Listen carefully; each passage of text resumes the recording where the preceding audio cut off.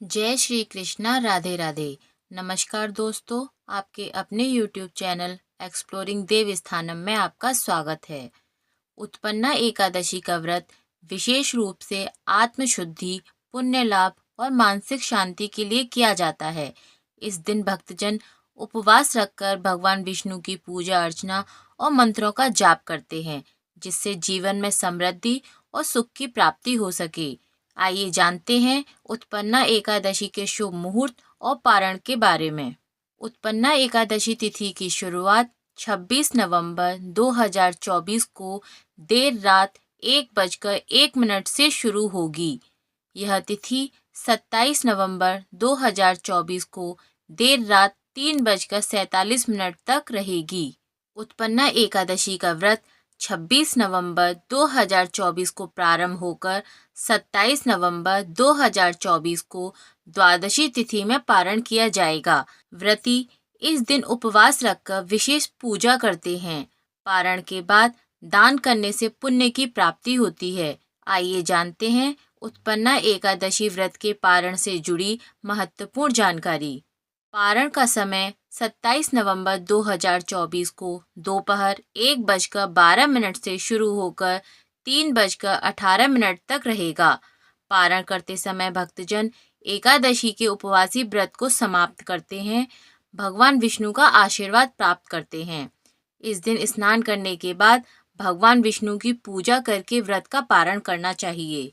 आइए जानते हैं उत्पन्ना एकादशी व्रत पारण की विधि।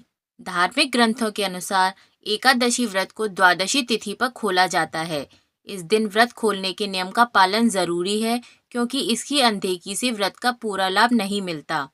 धार्मिक ग्रंथों के अनुसार भगवान विष्णु को तुलसी दल प्रिय है, इसलिए उनकी पूजा में तुलसी न हो तो वह पूजा या भोग स्वीकार नहीं करते। इसलिए भगवान विष्णु के व्रत में तुलसी का प्रयोग जरूरी है। साथ ही एकादशी व्रत का पारण भी तुलसी पत्र को मुंह में डालकर करना चाहिए। मान्यता है कि आंवले के पेड़ पर भगवान विष्णु का वास होता है, इसलिए आंवले का भी एकादशी व्रत के लिए विशेष महत्व होता है। इसलिए एकादशी व्रत का पारण करने के दौरान आंवला खाना चाहिए। इससे अखंड सौभाग्य, आरोग्य और संतान सुख की प्राप्ति होती है। एकादशी व्रत में चावल खाने पर रोक है, इसलिए एकादशी व्रत का पारण चावल खाकर करने का नियम है। मान्यता है कि एकादशी के दिन चावल खाने से मृत्यु के बाद प्राणी का जन्म रेंगने वाले जीव की योनि में होता है, लेकिन द्वादशी पर चावल खाकर व्रत का पारण करने से इस योनि से मुक्ति भी मिल जाती है। सेम को कफ और पित्त नाशक माना गया है। ऐसे में पारण के समय सेम को अच्छे भोज्य पदार्थ के रूप में माना जाता है।